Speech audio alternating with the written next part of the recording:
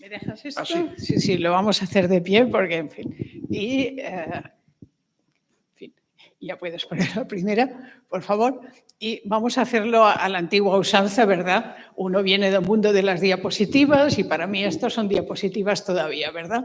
Estas no se encallan y las otras se encallaban. Es la única diferencia entre unas y otras. Yo puse un título al principio para decir, en fin, un poco, siempre se pone un título un poquito especial, ¿no? Que era el de Chantemesse-Tuet. Y Chantemesse-Tuet no es una cosa inventada, sino que es el principio de un verso de un poeta que es Teobaldo de Navarra. Es Teobaldo de Navarra, poeta del siglo XIII y al mismo tiempo rey de Navarra y un caballero. Una persona belicosa y poeta, es un modelo un poco de este caballero medieval.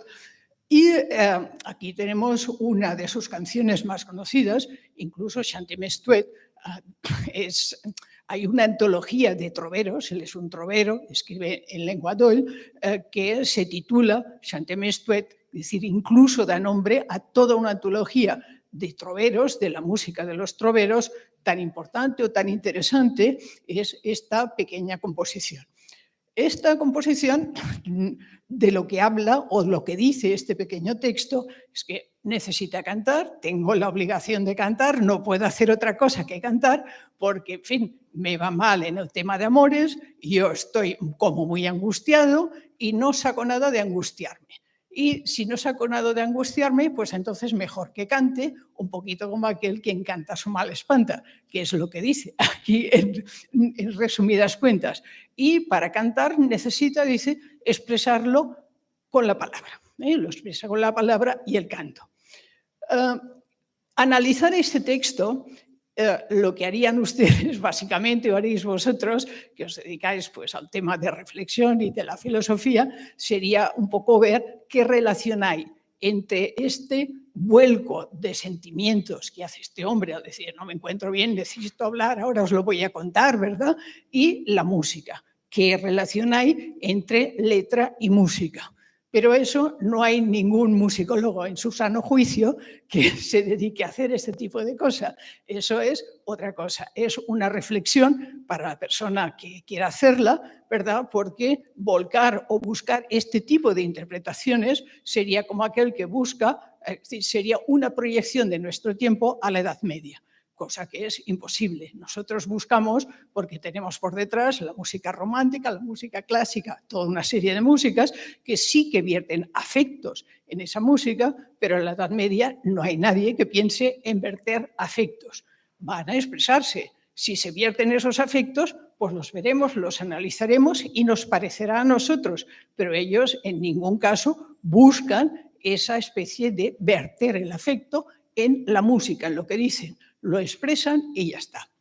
La melodía o la música es una especie de comodín, una cosa a través de la que uno se expresa dentro de la música sacra o de la música profana y de alguna forma me gustaría desmitificar eso de que la música es algo en lo que queda vertida o expresada la palabra, por lo menos en algunos aspectos de la música medieval.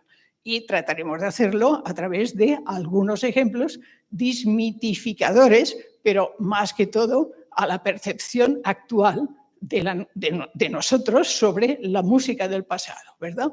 Y para eso pues lo veremos aquí en la imagen que tenemos, pues claro, ahí tengo el texto, aquí tendríamos la presentación de lo que sería la cancioncita esta en este manuscrito y ya incluso aquí ya habría un problema si un día se proponen analizar qué es lo que dice o qué puede reflejar esta melodía respecto a aquello que dice el texto de Teobaldo de Navarra, empezaríamos con un pequeño problema.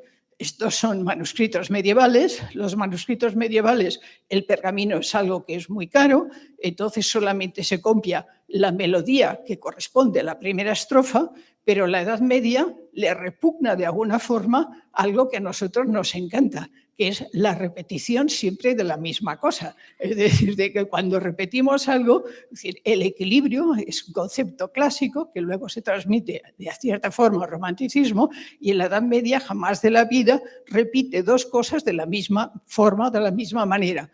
Si tuviésemos un manuscrito en el que en lugar de esto tuvieran pues muchísimo espacio, esta melodía cuando se volviese a copiar no sería igual. Ya habría cambiado en una serie de detalles, por eso mismo, porque les gusta el adorno, resulta el cambio y estaría más próximo al concepto de música en la Edad Media al jazz actual que no al concepto de música clásica o de música siempre prefijada de alguna forma. ¿Podemos pasar, por favor, a la siguiente? Vamos a ver qué es lo que quiero decir de alguna forma, de alguna manera. Tenemos aquí dos pequeñas piezas, son muy cortas y son piezas votivas. Votivas sería, pues es una especie de obsequio. Igual que puedo, voy a adorar a una imagen y yo le puedo ofrecer una lucecita o una cosita, una ofrenda, yo en este caso ofrezco una piececita a algo en concreto. Y en este caso tendríamos dos piececitas ofrecidas a dos reliquias distintas. Hoy en día nos suena extraño, ¿verdad? Eso de que ofrezcamos algo a una reliquia, pero ayer mismo estuve yo aquí al convento de la Merced, un poquito más hacia arriba, y ahí mismo tienen una reliquia de Santa Teresa. Pues por tanto tampoco estamos tan lejos, ¿no? Y tenían ahí toda una serie de lucecitas. En este caso tenemos una reliquia que es de un santo inocente, pues no, tendrían un trocito de cráneo o lo que fuese, o un hueso, y por el otro tenemos una reliquia que es el Santo Cáliz. Esta ya es una cosa más seria y más importante. También hay 50.000 santos cálices, pero aquí pues uno de ellos. Y vemos que en esta, si vemos lo que dice la letra, en un caso vemos que la piececita es un himno y es un himno conocido, es decir, lo tienen encima, Sanctorum Meritis, y han escogido para esta piececita una estrofa determinada. Por tanto, sería la tercera estrofa. Por tanto, yo debo decir que respecto a este himno, junto con su melodía, yo escojo esto, lo copio y digo, te voy a dedicar este trocito de piececita, que ya es conocida, ¿verdad? Pero yo extraigo esa estrofa y te la dedico a ti, reliquia, ¿verdad? Bueno. Y por el otro lado tengo otra reliquia, ahí está, es una pequeña colección de esta cosa, donde hago exactamente lo mismo, tengo la otra reliquia, yo a ti te voy a dedicar otro texto, otra piececita, no te voy a dedicar lo mismo, ¿verdad? Y cojo el himno Sacris Solemnis, le extraigo esa estrofa, la cuarta, y entonces, pues bueno, es decir, digo yo, esta va a ser la tuya con esta música. Vemos que, de hecho, tienen relación una con otra. Cuando yo el himno Sanctorum Meritis pertenece al común de los mártires y, por tanto, está dentro de la norma, por tanto, está bien, es un mártir, sería santo inocente, y la otra es el Corpus Christi, y perfecto, hasta aquí ningún problema. El problema será, y ahora me van a perdonar un momentito, ¿verdad?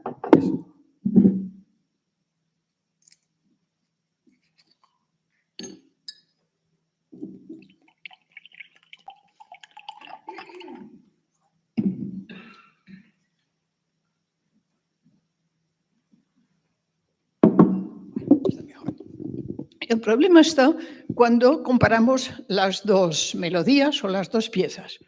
Resulta que la música es exactamente la misma. Tenemos la misma pieza ahí y aquí. Al final hay una pequeña variante, pero no cuenta. Por tanto, ¿qué he cogido? En este caso, en un caso o en el otro, estoy haciendo lo que se llama un contrafacto, una adaptación. Es decir, la melodía es la misma, yo tengo dos himnos distintos, absolutamente distintos, uno que trata de una temática, el otro trata de la otra. La melodía, cuando yo he compuesto originalmente el himno primero, ha salido o lleva su melodía, y cuando yo he compuesto el himno segundo, lleva su melodía. Sería muchísima casualidad que resulta que he llegado, o cada compositor o cada autor del himno ha llegado a la misma melodía. Absolutamente imposible. Vamos a compararlo, vamos a verlo, y no hay dificultad para verlo. ¿Qué ocurre? Dice, vamos a buscar patrones. ¿Dónde está el original de este himno, verdad? Eso del original en la Edad Media es absolutamente imposible. Lo que tenemos que ver es cuántas copias tengo yo de ese himno, hay una especie, o se ha hecho ya hoy en día, hablemos en términos actuales,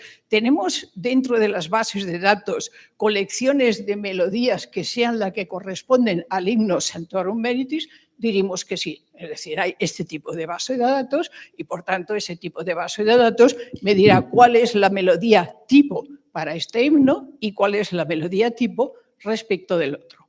Si vamos a la parte inferior, ahí tendríamos la melodía tipo para este himno y la melodía tipo para este otro himno, y vemos que son totalmente distintas. Sanctorum Meritis normalmente se canta con esta melodía.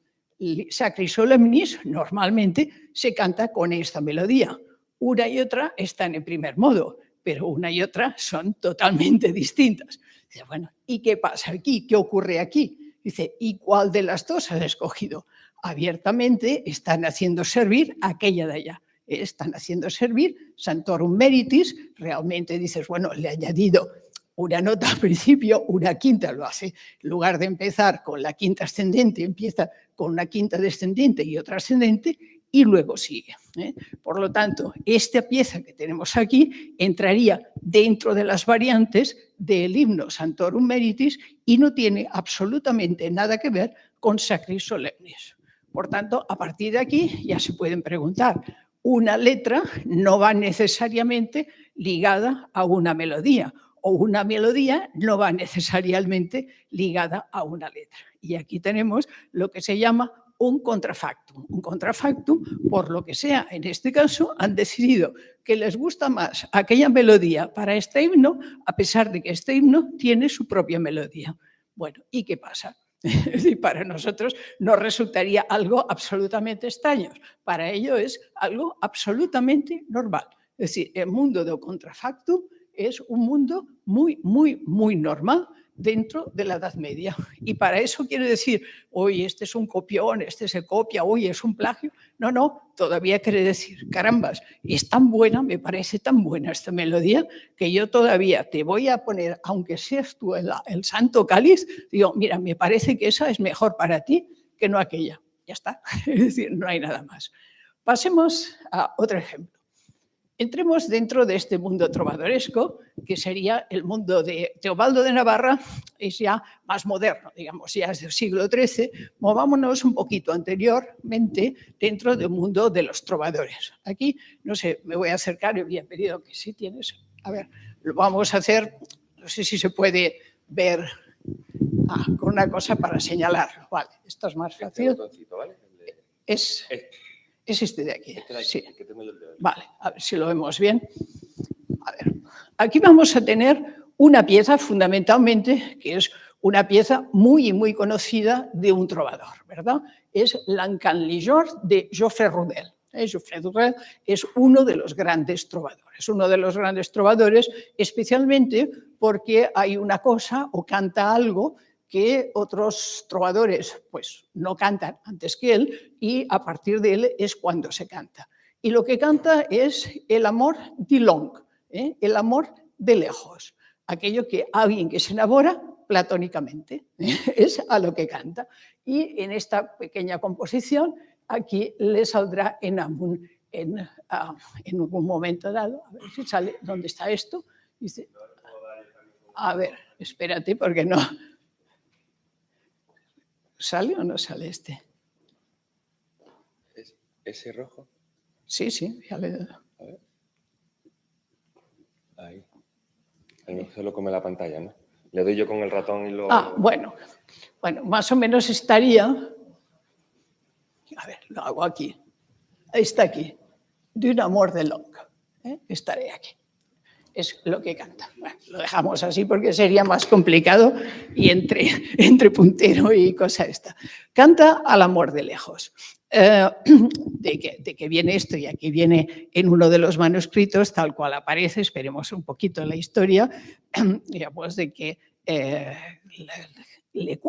alguien le cuenta, un cruzado, alguien que ha viajado a Tierra Santa, resulta que le cuenta este trovador que ha visto una princesa, que es la princesa de Trípoli, y que le habla de la belleza de esta princesa, y el trovador, que no la ha visto jamás, se enamora de esta princesa sin haberla visto jamás, y entonces crea en él mismo pues ese amor platónico y va a escribirle o dedicarle toda una serie de poemas, y esa serie de poemas serán dedicados a un amor Dillon, que está lejos. Y la pieza emblemática es esta, donde dice el amor Dillon.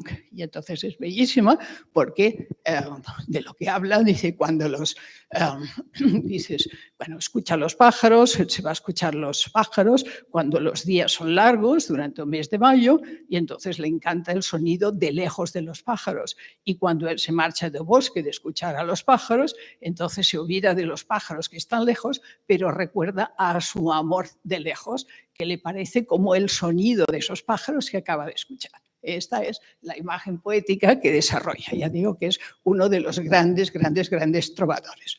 ¿Y cuál es la melodía? Una melodía tan bellísima, volveríamos a hacernos la pregunta, ¿cómo se refleja eso, verdad? En música, ¿verdad? ¿Cómo lo tenemos expresado melódicamente, verdad? Son piececitas de a una sola voz, ¿verdad?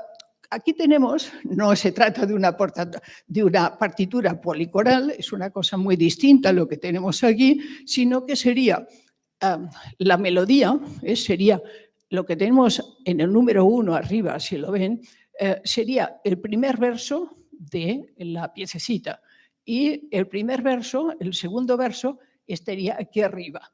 Lo que tenemos al lado, que ven X 81 verso, R 63B, W 189.3. Todo este tipo de cosas lo que nos indica es que según el manuscrito X, llamámosle X, ¿verdad? La melodía de esta pieza es esa que tenemos aquí. Si yo me voy al manuscrito R, esa melodía ya empieza con una nota distinta y tiene toda una serie de variantes. La letra es más o menos idéntica y por lo tanto se trata de la misma pieza, pero ha cambiado. Si yo me voy al manuscrito W, volvemos a lo mismo. Yo vuelvo a compararlo, veo esta melodía, voy siguiendo y veo que hay toda una serie de variantes de una respecto de otra. Dice, bueno, ¿y cuál es la melodía? Dice, la melodía, cuando hablamos de repertorio medieval, no hablamos de un original. ¿Dónde está el original? Oiga, eso no existe, ¿verdad? No sé si puede existir alguno, pero en fin, ya sería clase alguno de Dufay un poquito después. Sino que la melodía lo que es la suma de todas a la vez. Todas son verdad, es decir, toda esa misma melodía. Por tanto, yo ya ni puedo empezar a preguntarme cuál es el momento de creación del compositor, que es lo que escribe. La letra está clara, porque la transmisión prácticamente por escrito, o la letra escrita, tiene algunas pequeñas variantes, como pasa después, en fin, a lo largo de la historia casi, hay variantes respecto a una versión a la otra, pero cambian pequeñas palabras, pero cambia poco. En cambio, la melodía no. La melodía cambia y puede cambiar incluso radicalmente. Y la verdad, lo que es el conjunto de todas y toda es la pieza. Por tanto, no hay ninguna pieza, ninguna melodía que diga, esta es la que exactamente se adapta a la letra. No, todas. Es decir, que por tanto es una verdad, no existe un absoluto, digamos así, sino que estás dentro totalmente de algo relativo.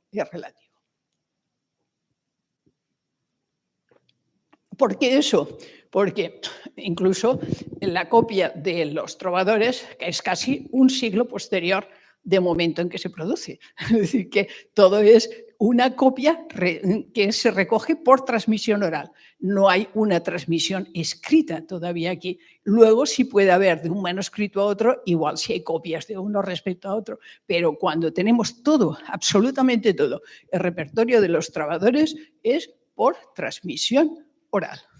Hasta el momento en que se recoge, cuando empieza un cambio de mentalidad, hacia mediados del siglo XIII aproximadamente, la época de Teobaldo de Navarra ya es distinto. Ya los manuscritos ya se crean en la misma época en la que está el trovero, ¿verdad? En la que se produce, pero en la época anterior no, en absoluto, ¿verdad? Es la época en que aparece por primera vez el coleccionismo de cosas y este coleccionismo aparece y aparte no es una cosa ni siquiera que empiece en Francia. La mayoría de estos manuscritos son italianos, por tanto ya es una recepción incluso internacional la que recoge la melodía o las melodías de estos trovadores. Bueno, dice, la historia se acaba aquí, dice, no se acaba aquí, porque si ven, aparte de los manuscritos que hemos visto, XRW, luego hay otro que no lleva ninguna inicial al principio, pero si se fijan, la letra que lleva, la melodía cambia un poquito más, bastante más, y la letra es totalmente distinta, porque no está en lenguadoc, que es como lo que está en la piececita de trovador, sino que está en alemán. Y si la pieza de L'Encan-Lijon es una pieza famosísima, la otra, que está ahí en alemán, es tanto o más famosa, porque resulta que también es el lied o la canción más famosa del trovador, trovador no, digamos así, del Minnesänger más famoso, que es Walter von der Vogelweide, sería el otro. ¿Y qué pieza es esta que está ahí? Resulta que esta pieza que tengo ahí es una piececita que se llama el Palestina Lied, la canción de Palestina. La canción de Palestina, y es la que tenemos en esta línea. Nun haures lebe ich mir werde. Sería esta que estaría ahí, ¿verdad? Y que luego seguiría aquí, cuyo manuscrito, pues tendría aquí, no es que esté en muy buenas condiciones, pero sería uno de ellos, ¿verdad? ¿Qué es lo que tenemos? Tenemos un Minnesänger, un compositor alemán, digamos, un trovador alemán, que vive una generación, es una generación más o menos en los años posterior a Geoffrey Rudel, que escucha la canción de Geoffrey Rudel, que le encanta, que le agrada muchísimo y que él va a componer una pieza basándose o cogiendo la melodía de otro. Y ya está. Por tanto, tenemos el contrafacta absoluto, es decir, absolutamente consciente. ¿Y qué haces? Dice, hoy en día sería objeto, mañana ya estaba en los juzgados, digamos así, ¿no? En esta época es el mayor homenaje que le puede haber hecho Walter von der Vogelweide a Geoffrey Rudel. Es una cosa extraordinaria. ¿Es exactamente igual la melodía? Bueno, es una variante de ella, pero es abiertamente una variante. Y dices, bueno, tú no sabes dentro donde estaba Walter qué recepción hubo de esta pieza, pero evidentemente es la misma. Si comparas de arriba abajo toda la melodía, no hay ningún tipo de duda al respecto. ¿Tiene algo que ver el Palestina Lied con el Amor de Long? Indirectamente, porque Palestina Lied es una, dice, si es famosa, es porque es la más famosa canción de cruzada que existe, esta. Porque dice, él es un cruzado de la Quinta Cruzada, y entonces él ha soñado toda la vida en ir a Tierra Santa. Y entonces cuando él ha soñado toda la vida, aquí está compuesta una vez ya está en Tierra Santa. Y él dice, ahora yo ya he logrado la finalidad de mi vida, ahora ya estoy satisfechísimo. Por tanto, hasta ahora era el amor de Long, y de alguna forma, y ahora es mi amor real hacia Tierra Santa. Y ahí tendríamos. ¿Hemos acabado aquí la historia? Dice, todavía no acabamos la historia con esta misma melodía, porque fíjense que por debajo de esto y un poquito separada, todavía tengo otra melodía. Fíjense, está aquí. Y dice, ¿y qué melodía me tienes puesta ahí? ¿Qué es lo que me has puesto? Ave Regina Celorum. Dice, dice, ¿de dónde viene la melodía? ¿Pero de quién? De Geoffrey Rudel. Dice, ¿Geoffrey Rudel se ha inventado la melodía 100%?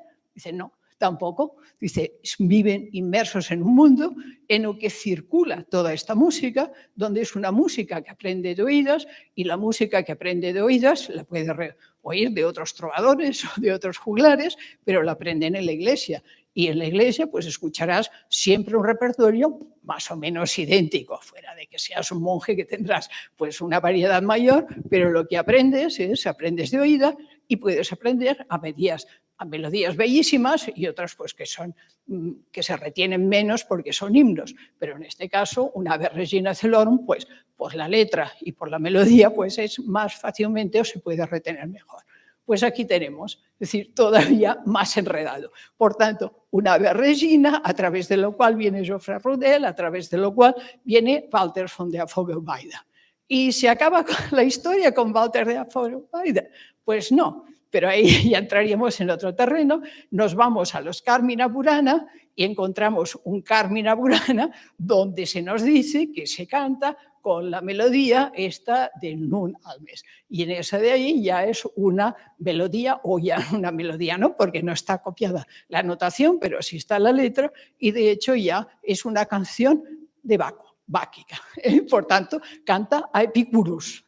Y entonces a cantar a Epicurus, a cantar a Palestina, a cantar al amor del hombre, ahí sí que ya es un contraste tremendo.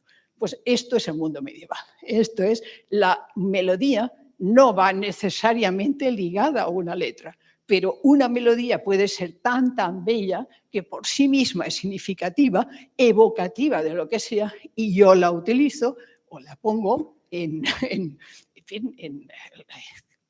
con nuevas palabras, lo digo de otra forma. A ver, pasamos un poquito a otra. Vamos a ver ejemplos exagerados y que luego pueden ser exagerados relativamente y que nos pueden llevar a otro mundo. Por ejemplo, esto de aquí es un fragmento de una obrita teatral tardo medieval y es una obrita teatral que viene de Mallorca. Es decir, eso está bien claro y habla de una cosa tan conocida, por lo menos para nosotros, como es la leyenda de San Jorge. Eso es muy conocido y ahí tenemos a San Jorge, ¿verdad? El caballero blanco, ahí en su caballo blanco, y tenemos la doncella y ahí está el dragón. Ahí abajo, que es la leyenda, ya lo conocen todo el mundo, ¿verdad? Que salva a la doncella, mata al dragón y aquí tenemos, es decir, es una pequeña miniatura. Tenemos esta pieza de teatro y lo que nos cuenta esta piececita de teatro, ya digo que es tardo medieval, principios del siglo XV, esto está en catalán antiguo, pero bueno, para un caso. Y, ¿cómo funciona? Teatro medieval, italiano, francés, español, en inglés, en todos los sitios, funciona mediante contrafacta. Este tipo de melodías que hemos visto ahí, que se movían por todas las partes, pues aquí también las tenemos.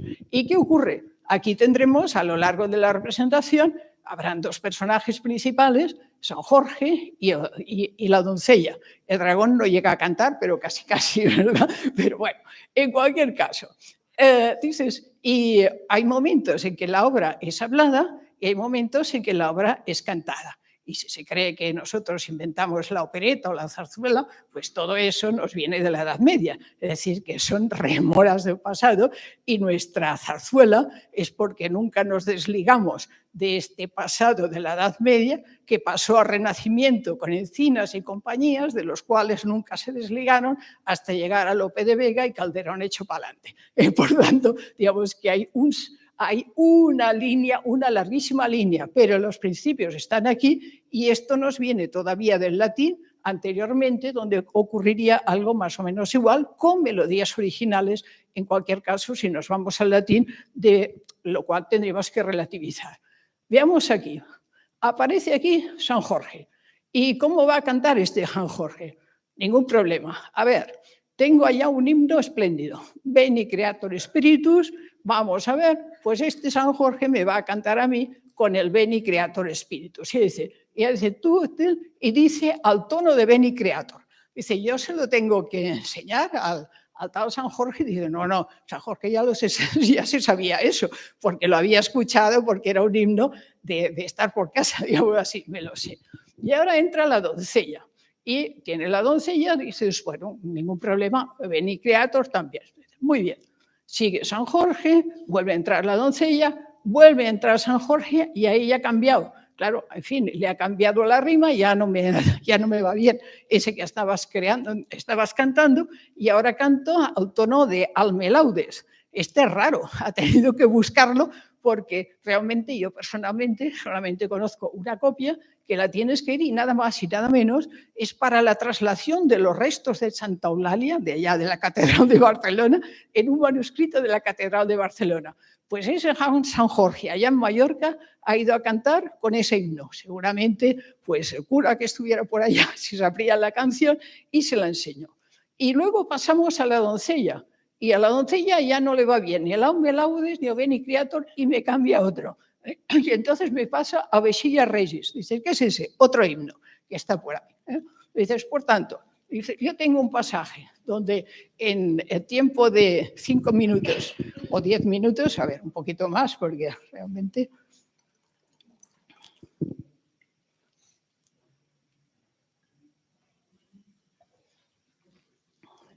En un tiempo brevísimo, yo he tenido ahí un montón de himnos que han nacido en un contexto, que hemos cantado con una letra y que aquí yo le he cambiado la letra porque no me sirve para nada y la melodía me gusta y yo la coloco aquí.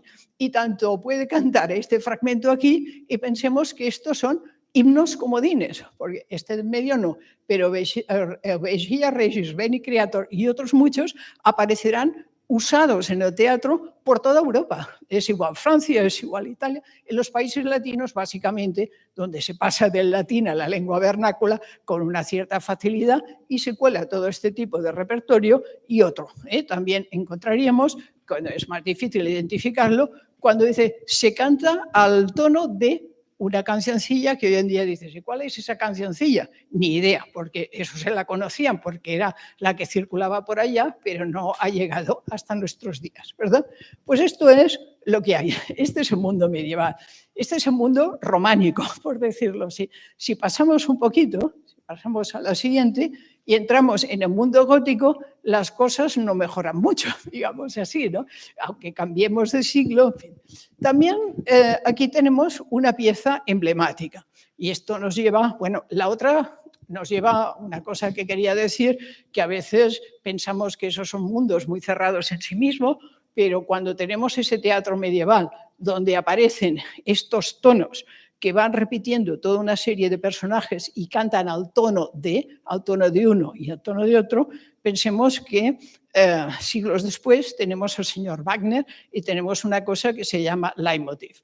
Y pensemos que el señor Wagner, una persona que conocía fantásticamente bien el medioevo y sabía cómo funcionaba el teatro del medioevo, y que estos leitmotiv, evidentemente, no llegan a ser señales, pero casi. Y, por tanto, el mundo wagneriano tiene que ver con este teatro medieval que utiliza tonos o melodías reconocibles por parte de un público en el momento de la representación. Por tanto, ahí hay una ligación. La historia de la música es una historia, es un continuo, es un absolutamente continuo. E igual que les decía que eso tiene que ver con la zarzuela, ya le digo, el leitmotiv evidentemente es una creación wagneriana, pero no una creación a partir de la nada, sino a partir de conocimiento de cómo funcionó en su momento el teatro medieval. Por tanto, es realmente estilizado, cambiado y transformado en símbolo de, y en este caso, en algunas obras teatrales, puedes llegar a acercarte al símbolo, pero no llega. No llega nunca, se puede acercar, pero no llega, y el otro le dio la vuelta de tuerca. Bueno, ¿qué tenemos si pasamos al mundo gótico? El mundo gótico, también esta es una pieza emblemática. No hablamos de piezas extrañas, sino de cosas que son muy, muy, muy conocidas. Igual esta es la misa de Turne. Dices, ¿por qué es famosa la misa de Turne? Porque es el primer ciclo del ordinario de la misa polifónico. Siempre hay la misa de Mayo, teníamos José María que compuso esta misa de Mayo, pero Mayo tampoco se lo inventó, es decir, Mayo también es uno de estos compositores que siguen, ¿verdad? Si una cosa no es una persona que crea de la nada, sino que son esos compositores cumbres, en lo que la música llega a un punto álgido sin que ellos sean creadores de algo. Algo que se puede decir, este es el que ha creado esto, ¿no? Pero la música es una cumbre con Macho, igual que puede serlo con Monteverdi, con Bach, con una serie de compositores. Y este es el primer ciclo del ordinario, es decir, que cuando hoy en día escuchamos pues, una misa, la que sea, con un Kyrie, Gloria, etc., tiene que haber habido una primera, un ciclo del ordinario de la misa que haya sido uno primero. Y eso dice por qué es necesario que haya habido uno primero, porque bueno, o sea, ya nos llevaría. Lo único son ciclos completos con sentido, no son la misa, sino que es más bien lo que sería no el ordinario, sino propio de la misa, porque propio de la misa tiene los textos que lo ligan a una festividad determinada. Y por tanto es la festividad de San Paquito, de Santa Teresita o de quien sea. Y por tanto la letra va vinculada a una festividad y a través de la letra puedo vincular esta pieza o estas piezas a hoy, a una festividad. Pero el ordinario no, el ordinario de la misa, Kyrie Gloria Santos, etcétera, etcétera, eso no, es la letra siempre la misma, se repite la misma y por tanto eso es neutro, no existe la misa de, no, la misa será la misa que yo quiera hacer o componer con la componenda que tenga que ser. Y tiene que haber alguien al principio que unifique, ¿verdad?, todos esos fragmentos para darle sentido y esto nos llevaría largo, esto nos llevaría largo. En cualquier caso, es famosa esta misa por esto.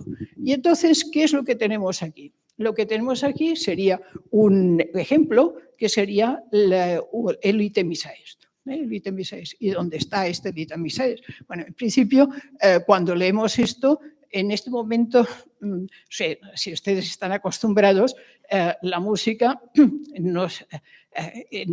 Si estuviéramos en la música del siglo XIII, la polifonía todavía la veríamos escrita en forma de partitura, digamos así, ¿verdad? Pero cuando ya echamos al siglo XIV, eso desaparece. No se escribe en partitura, no volvemos a la partitura hasta que dentro se añadan a la voz los instrumentos. Y para eso ya nos vamos al siglo XVII. Y entre tanto, entre el siglo XIV y el XVII, la música va a escribirse por partes, a partes separadas. Y lo que tenemos aquí sería, en la columna de mano izquierda, bueno, veamos que tenemos, es un edificio gótico, de alguna forma pueden ver, aquello es la catedral de Tournai, y esa es la partitura que refleja, o el fragmento que corresponde al Ite Misaes de la misa de Tournai.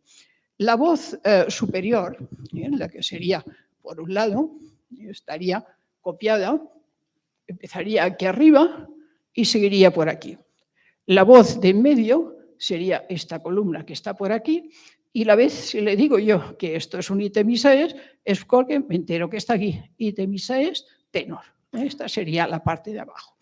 En este tipo de partituras yo voy a tener el Ite Misaes, va a ser el tenor, allí no se llama bajo, sino que se llama tenor, no en el sentido del timbre, sino de tenere, de sostener, de la voz que me sostiene, y esto es una melodía gregoriana reconocible, es decir, no me la invento, ¿verdad? Es un Ite Misaes dentro de los que están, dentro del ordinario de la misa, y la voy a hacer servir más o menos manipulada.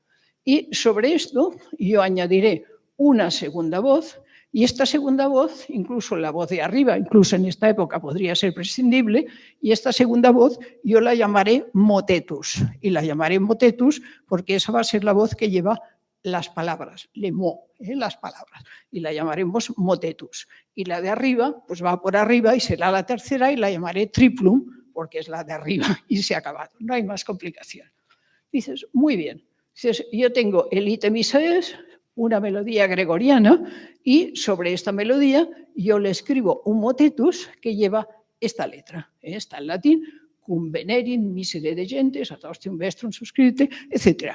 Glosa, es decir, una melodía que glosa de alguna forma, al ser la despedida, lo que nos está diciendo, poco, en fin, iros en paz de alguna forma, pero portaros bien, se está dirigiendo a la nobleza, y entonces dices que vosotros, dominipotentes, la gente de poder, socorred a los pobres de alguna forma, a la gente necesitada, y si no podéis hacerlo, por lo menos no estorbad para que otros lo hagan. Es lo que viene a decir esto. De alguna forma es el Ite Misaes y ya está, ¿verdad? Es fantástico, muy bien, un Ite Misaes donde no hay ningún problema al respecto. Dice, y el problema al respecto, ¿qué ocurre ahora? Sobre ese Ite Misaes yo tengo una tercera voz. Dice, ¿y qué ocurre con esta tercera voz? Que la letra de esta tercera voz está en francés, no está en latín. Y yo estoy dentro de la iglesia, ¿no? En fin, y el otro día, en fin, José María también nos decía, el que quiere ocultar el sentido de aquello que está cantando. ¿Qué me cuenta esta voz, verdad? Es decir, se grase ne moment contra, etc.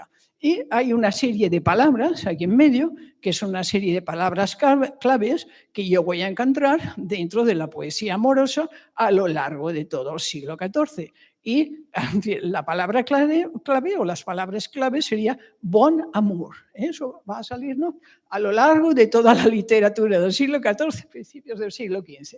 Bon amour. Y decir, bon amour, ¿hacia quién? Hacia Madame. ¿Y qué quiero yo hacia Madame? Servir.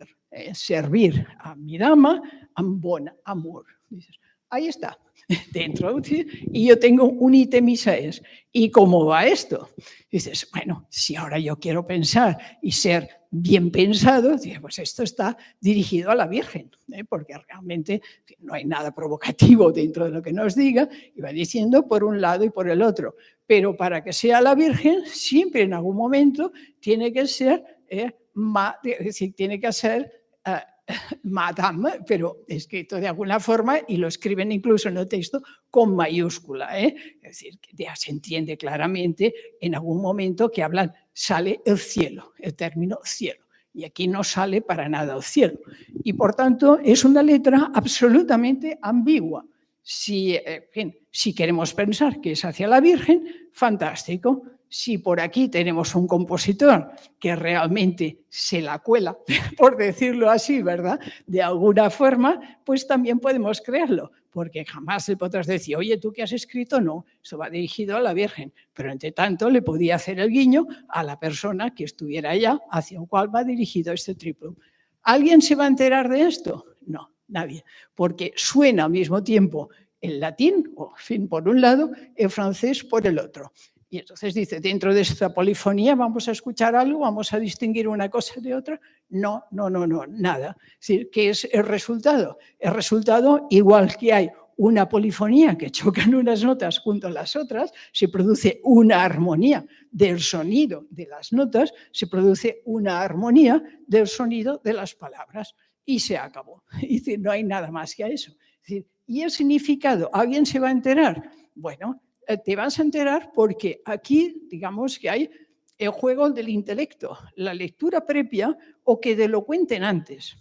Y esto no se escucha de una forma, o la escucha de esto no es de una forma pasiva, sino que la gente, digamos, o queremos creer que la gente que lo ha compuesto, la gente sabe de qué va esto. Y sabe de qué va esto, sabe qué significa, a qué se dirige este texto, a qué se dirige el otro, pero a buen entendedor, digamos así. Pero de alguna forma esto se ha saboreado antes. Lo saborean de alguna forma los entendidos y admiran este tipo de composición que mezcla una cosa con la otra, pero tú antes tienes este conocimiento previo de qué es o de qué va toda esta historia. De qué va toda esta historia. Pero si tú eres una persona que recién llegado escuchas esto, tú no te vas a enterar absolutamente de nada. Y por tanto, ¿dónde está el vínculo de la música y la letra y la letra y la música? Bueno, y aquí interviene el intelecto, es otra cosa, es el mensaje o la forma que tú quieras darle todo esto, pero básicamente es un mensaje, por una parte en latín, un mensaje oculto tal vez, no lo sabemos, en francés, los dos mezclados, y de lo que salga cuando los recito juntos, pues, y los canto en este canto juntos, pues este es el resultado estético. Un resultado estético que encima, si lo vamos a analizar, es un poquito más complejo, porque la base de todo es una base románica. Pero digamos ahí, cuando yo me voy a la Catedral de Tournai, si vemos esta imagen, veremos que hay la parte, aquí tenemos una imagen que es de una parte catedral gótica, pero la base de la Catedral de Tournai es románica. Y entonces hay una parte de ampliación de la Catedral de Tournai que es un poco anterior a la parte gótica, que es toda la parte de la nave, que es la que vemos aquí, y de alguna forma es muy posible que esta pieza singularmente fuese una pieza a dos voces con el ítem Isaías, con un duplum o con un motetus, con la voz por arriba, donde glosa el ítem Isaías con este texto y no ocurre absolutamente nada. Y por tanto estaríamos dentro de un gótico primitivo o de un románico muy avanzado, por decirlo de alguna forma. Pero sobre esto yo le construyo esta otra melodía por encima, le construyo eso exactamente igual que en Tournai elevaron ya esas torres hacia arriba, esos campanarios hacia arriba, y ahí tenemos una mezcla de románico con gótico exactamente igual como tenemos en ese ítem Isaes de la misa de Tournai. Una mezcla de románico con un medio transición pasando a gótico exactamente igual que la catedral. Es decir, hay mucho vínculo entre una cosa y otra.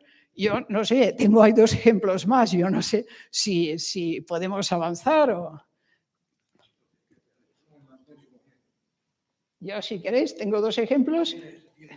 10 minutos son difíciles porque ya veis que yo, en fin... No, porque no traje ejemplos porque ya sé yo que cuando empiezo a hablar ya la cosa no me da para poner ejemplo, pero sí que podría decirles que todo eso lo pueden encontrar ustedes, ponen misa de Tournai y van a escuchar un montón de ejemplos. Y luego le digo, en fin, se lo busca en YouTube y va a encontrarlos. No hay ninguna dificultad en escuchar piezas tan conocidas como estas. Hay varias grabaciones. O sea, ponemos el siguiente ejemplo. Es esto, bueno, sería un ejemplo archifamoso también, aquí pasaríamos a Guillaume de Macho, y hay 2 ejemplos, sería el mismo principio, ¿verdad? Tendríamos en este caso ese motete número 4 y pasamos la presentación es igual, lo que aquí todavía sería mucho más amplio.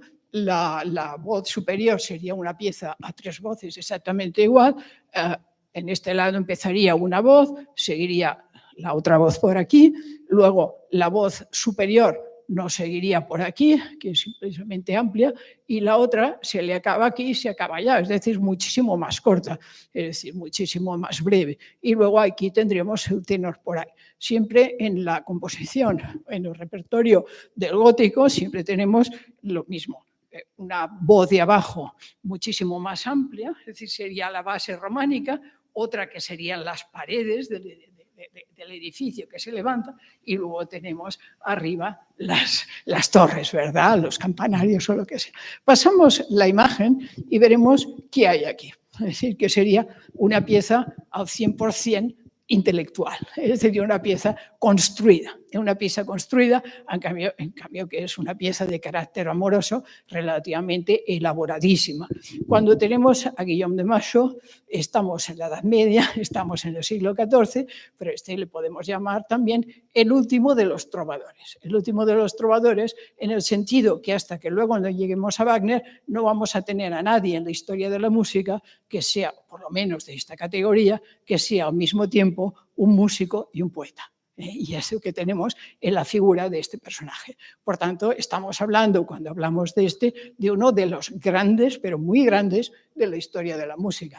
Hoy en día, todavía dentro de nuestro mundo, pues no tiene la difusión que puede tener ya en este momento Monteverdi y los que vienen después. Bueno, en cualquier caso, es una pieza a 3 voces, donde yo tengo un tenor, la base sobre la que construyo, luego voy a tener un motetus y una voz superior. Y el tenor siempre se construye, digo, sobre una base conocida, sobre algo que conozco, porque es algo que le da soledad, que le da prestigio, igual que cuando yo elevo una catedral de gótico, pues construirla sobre una base románica, y siempre la cripta románica parece que está santificada, le da el valor de la antigüedad. ¿Qué hace Macho en este caso? ¿De qué va la pieza? ¿Qué va a cantar? Canta la esperanza, es decir, está enamorado de Peronelle, toda su pieza todo su repertorio va en torno de su amada, Peronelle no cambia nunca, siempre es Peronelle, y en este caso, digamos que lo que tiene es esperanza, espoir. Es la palabra que siempre aparece, pero espoir ya lo veríamos en la otra que también aparece. Por tanto, veremos un texto poético, una oda continua aquí, y luego tenemos un texto de motetus mucho más breve, aquí no hay ninguna diferenciación. En el otro tendremos 3 estrofitas, cada una de 5 versos, y en el tenor extrae la palabra esperavi, el término, el otro era item Isaes, este es un salmo, lo va a buscar dentro de un salmo. Él era una persona, era capellán, por tanto conocía todo este repertorio, y dentro de este Salmo de David encuentra este término esperavi y dices, poco dice, no me abandones en tiempo de senectud, sería el tema del Salmo, y por tanto, dice, yo ya soy mayor, y era la verdad. Es decir, Macho era una persona de edad y se enamora de una chica joven. Y entonces es lo que cuenta, toda la correspondencia que tiene, ahí tenemos una bellísima imagen en uno de los grandes manuscritos Macho. Vean que yo he manipulado, no manipulado, sino he tratado de dividir todo esto en distintas secciones que me van a creer un poco así, ¿verdad? ¿Qué es lo que he hecho ahí? Dices, yo lo que he hecho allá, vean que a mano izquierda he dividido 2 secciones, 1 y 2, y luego he hecho grupos de 6 versos, 6 versos, 6 versos, y he puesto ABC, y luego he hecho una segunda sección y he hecho grupos de 3 versos, 3 versos y 3 versos, ¿verdad? De forma tal que yo tengo por un lado 18 versos, 9 versos, o 6 multiplicado por 3 o 3 multiplicado por 3, pero en cualquier caso he hecho una composición que va en la proporción 2:1, una composición hipotética, donde he dividido, he hecho 2 partes, en que la primera parte duraría el doble que la segunda. En el segundo caso, dices, claro, es fácil imaginarlo, porque si yo tengo 2 estrofas de ellas, pues claro, tiene un número doble de versos que la última, la tercera. Pero también lo he hecho de una forma luego un poquito más forzada, donde si ven que también he hecho el 1, el 2, y en el 1 y el 2 he hecho grupitos de 3 versos, y luego he hecho grupitos de 2 versos, ¿verdad? Y en este caso no me saldrá esta proporción, sino que me saldría la proporción 3:2, ¿verdad? En este caso, sí, tal como lo he dividido, tal como lo he forzado. Ahora pasamos. Esto sería el ingeniero que ha montado la composición. Es decir, dice, ¿cómo has pensado, cómo has construido tú esta composición? ¿Verdad? Es decir, está hecho un poco con la escuadra. En principio, ¿de dónde has sacado tú la melodía esta del Speravi? Dice, ningún secreto, es un salmo. Dice, oye, pero el salmo, la melodía no lo vas a sacar, ¿verdad? De ahí, porque un salmo hay una recitación salmódica, eso no tiene una melodía. Un salmo es una recitación, una cuerda de recitación. Dice, no, porque yo tengo un aleluya, uno de cuyos versículos justamente es este versículo de David, de este salmo de David, y por tanto es este. Entonces yo tengo este aleluya, que es el que tengo allá, y Indomine es el versículo, que tengo aquí, versículo salmódico, dices, ahí tengo ya puesto en melodía, Inte Domine Speravi. Aquí tengo el término. Dices, de aquí yo lo sé, de aquí lo conozco. Fantástico. Dice, si es verdad que Speravi es un término que tiene un significado potente, por decirlo así, podríamos imaginarnos que Macho va a coger los fragmentos o el mini melodía o conjunto de notas que correspondan a Speravi como tema para su tenor, que sea la base de su tenor.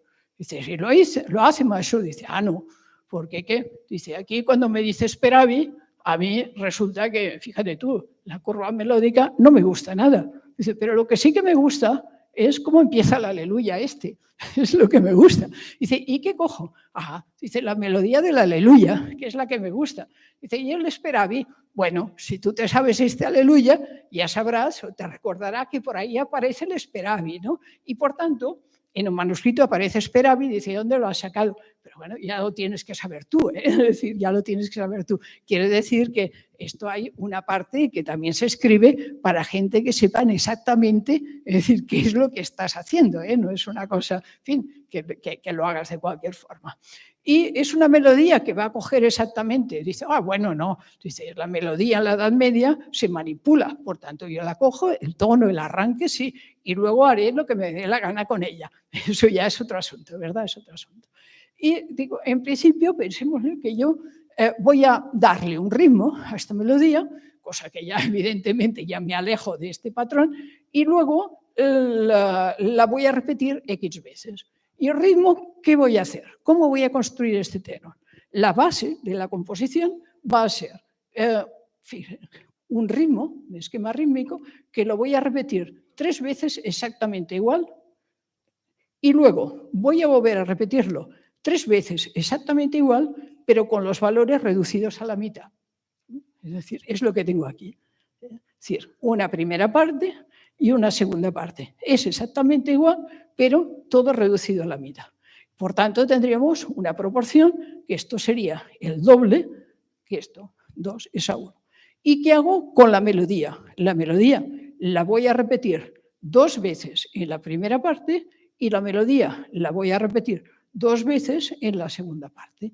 Por tanto, yo tengo, ¿qué pasa? Que mientras tengo 3 taleas, de alguna forma, que es como se llama, yo tengo 2 colores.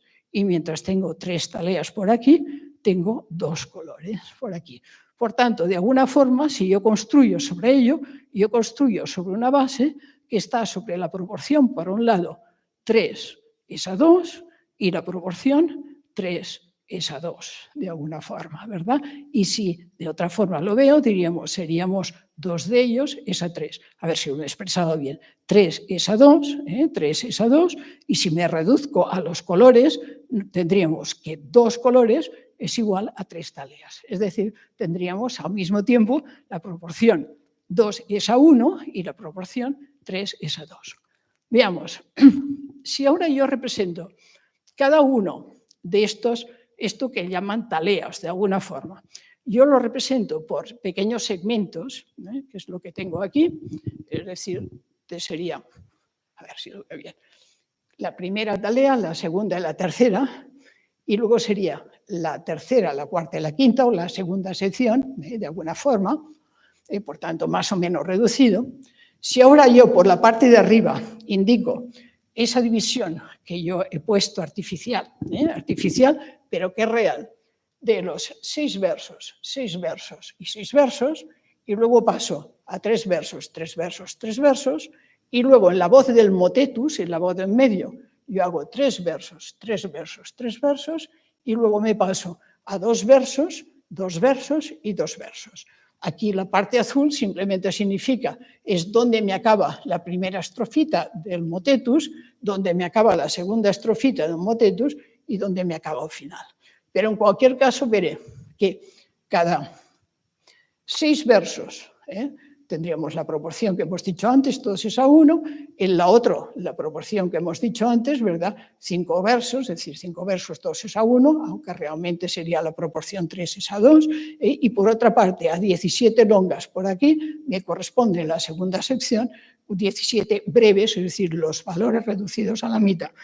Por decirlo de alguna forma, yo he construido una pieza sobre la proporción 2:1, teniendo en cuenta que a lo largo de la pieza también me aparece indirectamente esta otra proporción 3:2.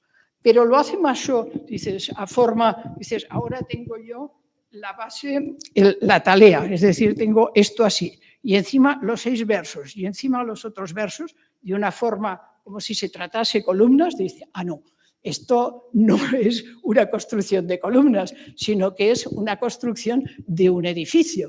Y un edificio, cuando se ponen los ladrillos, no se ponen así porque se caen y, por tanto, están encabalcados unos encima de otros. Es decir, que todo está encabalcado. En ningún momento, pero en ningún momento, coincide, aquí pues está un poquito mal cuando yo lo he dibujado, ¿verdad? Pero en ningún momento coincide el final de este verso con el final de este grupo ni con el final de la talea, sino que nos lo tenemos que imaginar exactamente como ladrillos superpuestos, una cosa sobre otra. ¿Y qué ocurre? Si volvemos a la diapositiva anterior, por favor. Aquí, en un lado y otro, hay toda una serie de términos que van como señal, ¿verdad? Veamos que hay una serie de palabras que siempre están en negrita y es lo que se dice bon espoir, espoir, bon espoir, y luego madame, merci, face de moi, tout ce commandement, y luego por el otro, merci, désir, amour, madame, désir, etc. Es decir, que esos son los términos que se van repitiendo a lo largo de la composición en un momento y otro. Cuando escuchamos la pieza, los oímos, los escuchamos por casualidad en algún momento, como claves que van apareciendo, pero en el momento que escuchamos 2 textos que se superponen, encima construidos como un edificio, es decir, el ladrillo dice, nunca dirá, acaba este verso y acaba el otro, menos mal, no. Mientras el otro empieza, el otro todavía no ha acabado. Es decir, vuelve a estar, las señales están por detrás. Las señales están por detrás y la gracia está entre previamente, yo lo he leído, lo sabemos, lo hemos analizado, no, pero estas cosas, no ibas al concierto como aquí, concierto de Macho, te lanzan todos los motetes de Macho y te mueres de aburrimiento, ya está, ¿no? Entonces dices, no, para un concierto de Macho, primero se lee un texto, se lee el otro, se saborea, te lo explican, te hace el guiño, mira tú, Esperavia, ay, ¿de dónde lo has sacado? Bueno, y entonces vas por aquí y una vez que la entiendes, ves el resultado y entonces el resultado, un poco como dicen los franceses, para épaté, es decir, un poco quedas sorprendido, es fantástico, me he enterado de algo, de nada, pero suena fantástico, pero ya sí, ya me he enterado previamente de qué va esto, ¿verdad? Ponemos para acabar y ya cierro y callo, ¿no? Pasas esta, no pasas a la siguiente, ya este sería ya el colmo, de alguna forma, el colmo de lo que es la relación letra-música, ¿no? No sé, ya creo que estamos fuera de tiempo, pero ahí que tenemos pues un laberinto, ya está. Es decir, y eso también es una composición famosísima, la rueda de Cordier. La rueda de Cordier, dices, ¿qué es lo que tienes aquí? ¿Para qué sirve la letra aquí? Oye, si no me entero de lo que dice la letra, yo no transcribo eso, pero ¿para qué sirve la letra? Para poder leer la música, y ya está. Sí, luego la cantas, vale, como si no la quieres cantar, pero realmente, ¿para qué sirve la letra? Pues la letra sirve como señal para cualquier cosa, pero ir a buscarle, a ver qué traduce la letra, cómo se traduce en música. Aquí, claro que se traduce en música, porque realmente si, en fin, no lo interpretas lo que te dice ahí, tú no vas a poder cantar la música. Dice que está haciendo aquí, esto ya es un ejemplo más complejo, pero realmente también, ya digo, son cosas que hacían estos arquitectos de la música del gótico. ¿Qué tienen aquí? Dices, Cordier, pues bueno, es un compositor que trabaja, pues se supone, para el duque de Borgoña, es decir, es un compositor que se mueve ya en ambientes estos de la música, sería un pre-franco-flamenco, por decirlo de alguna forma, y bueno, el duque de Borgoña era el hermano del rey de Francia y de hecho uno de los que en realidad gobernaba en aquel momento. Y bueno, no sé si han visto, pero bueno, el tema de los laberintos en las catedrales del gótico norte francés, pues es un tema conocido. Algunos están destruidos, fueron destruidos muchos durante la Revolución Francesa, otros, en fin, queda alguno, como el de la Catedral de Chartres, y algunos destruidos por revolución, porque hay anécdotas que te cuentan divertidas, como que la gente, unos iban a misa y mientras los otros estaban en misa, los otros se entretenían allá a jugar en el laberinto y hacían un ruido espantoso y el cura mandó que sacaran el laberinto porque no estaba la gente atenta a la misa, sino que iban a jugar más que a misa. Bueno, total, que el famoso de Jacques Chilly, el famoso, está destruido y solamente quedan grabados. Y en este grabado lo que queda muy claro que era este laberinto donde en las esquinitas habían estos personajes que era el maestro de obras, hoy sería el arquitecto, pero entonces les llamaban los maestros de obras y cada uno de ellos tiene un instrumento. Pues uno tiene un compás, una regla o lo que sea, instrumentos para medir lo que están haciendo. Y en medio, ¿quién hay? ¿Quién paga? Porque si no pagas la obra, esto no se hace, ¿verdad? Y está el arzobispo ahí medio, que es el que paga la construcción de la catedral. Y ya está, es decir, no hay nada más. Y el otro es así. ¿Y qué es lo que hace Cordier? Hombre, pues Cordier seguramente estuvo en algún momento ahí en Reims, porque vivía al lado, y entonces se dio cuenta de qué es lo que había ahí. Y construye una composición que tiene la imagen o la presenta de esta forma o de esta manera. No es la única composición que se escribe en forma de dibujo, hay otras y normalmente estas se hacían porque habían concursos poéticos y en esos concursos poéticos a veces el premio del concurso consistía que una vez que habías hecho la pieza, la composición, te hacían un dibujo bonito y entonces queda reflejada en forma de dibujo, pero eso ya es otra historia. Pero veamos. De entrada, eso va a tener varios textos. Por el lado, algunos se supone que habrá que cantar, bueno, o por lo menos eso nos creemos, y en medio estaría un poco la clave de toda la historia. Y aquí nos dice, dentro de estas ruedas concéntricas del laberinto, y este ya me cuenta, dice, yo soy el tenor cuyos finis es segunda nota. Si soy el tenor cuya última nota es la segunda. Y el otro, la letra, dice, tout par compas suis composé en cette rode proprement pour moi chanter plus sûrement. Es decir, estoy escrito dentro de esta rueda para que me cantes de forma segura, porque si no, pues igual no me cantas.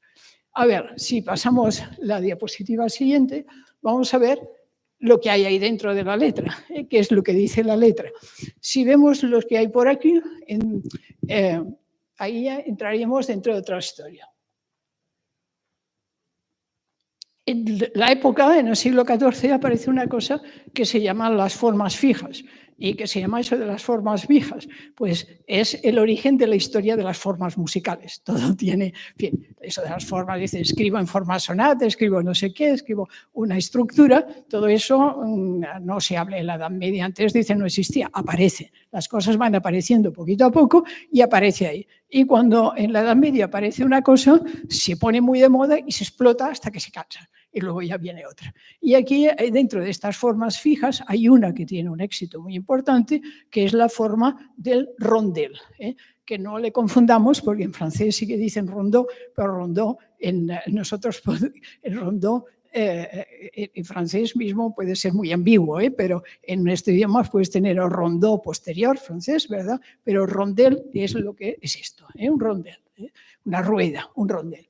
Y la forma rondel es siempre, bueno, ven la estructura poética, donde, a ver, siempre le digo, hay, cualquiera que vean, hay si vemos el que es más largo, que se va a cantar, el tu par compas, pues veríamos que primero hay una primera sección, serían 3 versos, que sería el primero, segundo y tercero. Los 2 primeros, a ver, no sé cómo explicar, si lo explico, es decir,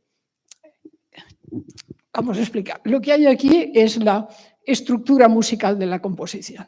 La estructura musical de la composición quiere decir que si esto, diríamos que tu par compas, je composé en este rodo, pour moi chanter plus sûrement, esto sería, estos 3 versos corresponden al total de la composición.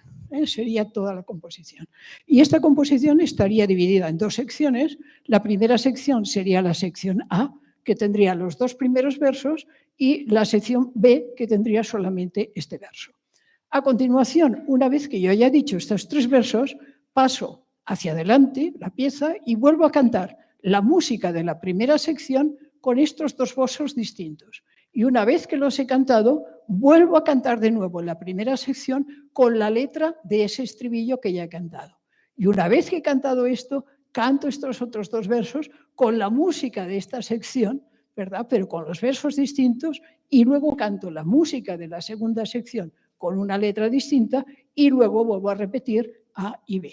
Es decir, que eso es la forma del rondel. Es una estructura, y bueno, es una estructura bastante fija y se va repitiendo siempre. Las otras piececitas que aparecen ahí por la esquina, pues resulta de que también tienen, en fin, la forma es exactamente la misma, pero esas no tienen nada que ver con lo que se canta, aunque hay algún disco que corre por ahí que canta alguna de ellas, pero es un disparate porque, en fin, no encajan de ninguna forma, ninguna manera. ¿Qué es lo que hay ahí? Este, que no era modesto en absoluto, se coloca aquí. Dice, Mestre Bot cordia ese nom, sis que composase este rol. Y se te lo digo a todo el mundo para que te enteres, no sé acaso. Dice, el Mestre Bot cordia ese nom de Reims, donde jusqu'à Rome sa musique a perd. Es decir, su música está extendida desde Reims hasta Roma. Y bueno, es un poco exagerado porque no es verdad, no fue, o por lo menos no nos hemos enterado. Pero de todas formas, ya te ha hecho saber que este soy yo, ¿verdad? El que ha hecho esto, igual que el arzobispo salía en medio, dice, el que ha pagado este soy yo. Es decir, ahí no está en ningún segundo. Luego, ahí está, Señor, je vous prie chèrement, es decir, ahí dice, rogad por mí, de alguna forma. Y en esta aquí nos dice, ¿por qué lo he hecho esto? Par bon amour et par dirección, que es una pieza de estas que se hacían, había un par de veces al año, donde igual que hoy en día hay la paga doble, por lo menos en nuestro país, o las estrenas, lo que se llama, en esa época, en la Edad Media también la había. y entonces era por San Juan, más o menos, y por Navidades, y a final de año, y por Navidades, y los músicos recibían su sueldo, pero si hacías algo extra, te daban una propina. Y entonces siempre hay algunas composiciones pues, que se hacían para este tipo de cosas, y hay una muy divertida de Jeffay porque es canta a la propina, de alguna forma, es decir, no queda nada, y Pat canta, realmente está diciendo no seas tacaño y dame la propina, es lo que está haciendo, ¿verdad? Y esta es una composición hecha en este sentido, ¿verdad? Y entonces, cuando la cantas, dices, ¿cómo se soluciona? ¿Cómo se canta? Luego veremos. Dices, no es difícil, pero hay que verlo. Dice, fíjate cómo estoy colocado, compañero, te lo ruego, estoy como el compás, dice, 3 tiempos enteros, 3 temps entiers, 3 tiempos enteros puestos por ti, cazarme puedes alegremente, sans chantant à vrai sentiment. Si realmente, si cantando, tienes verdadero sentimiento. Sentiment no va en este sentido. Si sabes lo que te haces, ¿verdad? Si sabes, si te entiendes lo que haces, si eres un entendido en este sentido. ¿Qué son 3 tiempos enteros? Pues se trata de un canon. Lo que tienes aquí va a ser un canon. Si volvemos ahora a la diapositiva anterior, podemos retroceder. Ahí dices, ¿qué ocurre? Dices, ¿dónde está la otra? Dices, no me entero, porque lo que tengo aquí es un tenor y una voz que va por fuera. Y ahí es todo lo que tengo, no tengo nada más. Por tanto, si no me leo la letra, yo ahí no, ya le dice, si cantando sabes lo que te haces y lo haces. Y luego dices, y el tenor cuyos fines es segunda nota. Bueno, eso ahora tendríamos que pasar, pero ya no lo hacemos, pero hay un momento en que la rueda se tiene que acabar, porque esto ya entramos dentro ya del mundo de la alegoría. Es decir, ahí tenemos una rueda que no tiene ni principio ni fin, y entonces tenemos una composición, como es la forma de rondel, que no tiene ni principio ni fin. Es decir, que siempre volvemos al principio, y si vamos añadiendo algunos versos, siempre podríamos ir girando en torno a lo mismo, ¿verdad? Entraríamos dentro de una pieza que podría ir al infinito, de alguna forma, de alguna manera, ¿no? Y bueno, esta composición, que dicho así, se dice así rápidamente, todavía era yo estudiante en aquellas épocas, y bueno, estoy allá en Alemania, y entonces en aquella época es cuando se logró transcribir correctamente. No se había transcrito, pues debe hacer unos 40 años, una cosa así, cuando se logró transcribir con corrección. No quiere decir que no se hubieran hecho otros intentos, por tanto no es tan fácil, pero es una pieza emblemática y de alguna forma sí es.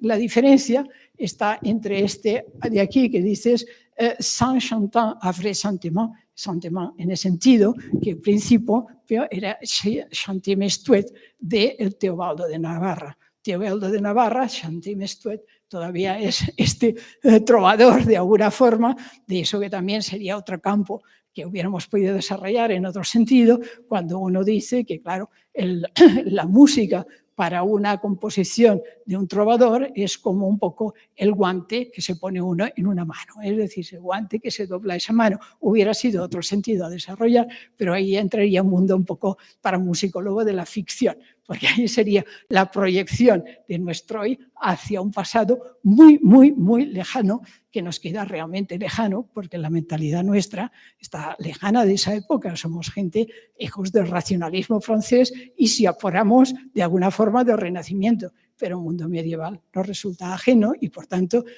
no hay que proyectar nuestro mundo hacia ese mundo, ¿verdad? Bueno, y me he pasado un montón de tiempo.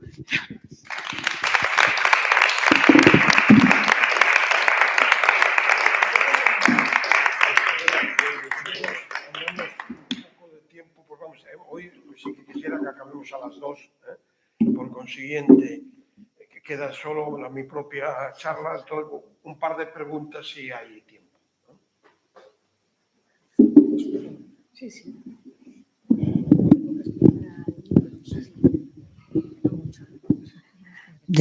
Muchísimas gracias. Desde la absoluta ignorancia, ¿en qué momento? Parece que en un momento, bueno, me parece no, se crea y se canta y después se hace la partitura o se transcribe por cualquiera, pero ¿en qué momento está el paso en el que primero se escribe? ¿Existe ese paso? O sea, ¿se conoce en qué momento primero se escribe y luego se aprende? Quiero decir, parece que hay un momento en el que se aprende y luego se escribe. Se aprende el canto y luego se escribe, se transcribe. ¿En qué momento se escribe y luego se canta? Creo que me he explicado. Es decir, cuando el trovador, cuando llega a escribir su pieza, por ejemplo, así, es decir, Teobaldo de Navarra posiblemente sí, que ya escribió, entre otras cosas, porque se encargó un palacio ahí que ya no queda, donde se hizo copiar todas sus composiciones en la pared, y eso ha estado destruido, pero anda por ahí Navarra, uno de, no recuerdo si era en Estella o una parte o en Tafalla, no sé, pero ahí estaban en las paredes, estaban todos los textos de Teobaldo que se los hizo él ahí copiar, ¿verdad? Si llevaba música o no llevaba, ese es el caso. Pero en la época de Teobaldo de Navarra sí había, o sí podríamos decir que ya hay el tipo de compositor con conciencia de que lo es en el siglo XIII. Y hay, el ejemplo más bonito es el ejemplo de Guirao Riquier. Y Guirao Riquier es uno de estos trovadores que estuvo excepcionalmente, pero en la corte de Alfonso X el Sabio. Y luego acabaron muy mal, porque estos dos acabaron fatal, ¿no? Porque, pero Guirao Riquier es el último de los troveros, en alguna forma, en este sentido de compositor de una sola melodía, porque hemos dicho que este otro. Pero Guirao Riquier es ya el tipo de compositor que lleva un catálogo de sus propias composiciones. Y entonces eso existe. Y entonces hay el manuscrito que se cree que fue de Guirao Riquier. Y entonces están incluso fechadas. Es decir, que se sabe que esta composición, la otra, la hizo Guirao Riquier y te lo hace saber. Y hay esa conciencia de compositor. El de trovador es otra cosa. La melodía es algo etéreo, de alguna forma, que corre y que él mismo repitió o no repitió. Podía ser un miembro de la nobleza que luego la hizo cantar por otros y yo ni siquiera la volví a escuchar, o no lo sabemos, pero es un mundo etéreo. El otro ya es otra cosa. Gracias, Mari Carmen. Me ha encantado y he aprendido muchísimo. Lo que pasa es que, si quieres, lo hablamos luego porque mi pregunta es para largo. Y es una especie de laguna que yo tengo, porque yo no me dedico a esto profesionalmente ni nada. Y es justo me interesaba ver la conexión entre, ya sé que es abrumadora, ¿no? Pero, por ejemplo, entre el Sequilos, del siglo III más o menos de Cristo, hasta esta época. Es decir, cómo evoluciona el canto griego a través del romano hasta llegar hasta aquí. Sí. Porque algunos que hemos cantado gregoriano a breves secuencias y hemos cantado madrigales o primitivos madrigales, nos hemos dado cuenta de que la música era prácticamente, la melodía era la misma para uno y que para otro. O sea, no había una separación entre música religiosa y música, no el texto. Y quería saber si esto de cómo se enlaza todo el mundo ese griego y latino hasta llegar aquí, pero como igual es muy largo, si quieres lo hablamos luego. Es breve y largo, es dos cosas, breve y largo. De Grecia a esto no hay conexión, porque por medio está Roma. Y entonces Roma no tiene notación musical. Y por tanto, esa es la laguna, ¿verdad? Hay un mundo de enlace, un mundo histriónico, los histriones. Es decir, cuando entras en un mundo juglaresco, hay esa, pero es un enlace a través de algo que no tenemos otra cosa. El otro día fue tu charla, cuando estupendamente hiciste desde esta estela de Sequilos, ¿verdad? Que luego si quieres te digo dónde sacó Paniagua, eso luego te lo cuento, pero bueno, en cualquier caso, mostraste toda una serie de momentos claves en la evolución del movimiento de la historia de la música, muy acertados, hasta llegar al tema que a ti concretamente te interesaba. Pero en esa evolución te olvidaste dos momentos que son absolutamente claves en la música de occidental. Uno es el siglo VIII, la reinvención de la escritura musical. Sin eso no hacemos absolutamente nada. Sí. Sí, no, pero mi cosa es que lo que contaste no hubiese sido posible sin eso. Es decir, fantástico lo que contaste, pero sin eso no hubiese sido posible. Y luego todavía añadirle más. Eso es una cosa, pero luego te diría, sin la escuela de Notre Dame del siglo XIII, lo que contaste tampoco hubiese sido posible, porque ahí es cuando está la clave, cuando el mundo occidental, la música es monódica, con su ritmo, etcétera, lo que sea, pero hay un momento en que se transforma en polifónica y medida. Esa es la diferencia, ¿verdad? Y eso es la clave de la música nuestra, polifónica y medida. Sí, pero ahí te digo, la clave no es el resultado, sino lo que está por detrás. La invención, si se quiere invención, o la creación del sistema medido, y donde dices, ¿dónde está la influencia del mundo griego? Pues yo diría, imagínate, perdona, un momento, de forma sutil, en el hecho de que el ritmo base de la música occidental, en los valores la larga y la breve, es la medida básica de la poesía griega. Es decir, la sílaba larga y la sílaba corta. Y la combinación de ese conjunto de sílabas largas y sílabas cortas pasada al ritmo, de alguna forma, su transformación en los modos rítmicos regulares e irregulares, esa es la contribución de ese mundo griego a la música occidental. La otra no, la otra es imposible. Vamos a hacer, porque hoy me gustaría acabar a los dos, aunque sea por respeto a los trabajadores de la casa. Entonces, queda mi conferencia a la 1 en punto, estamos aquí, 10 minutos. De acuerdo. Bueno.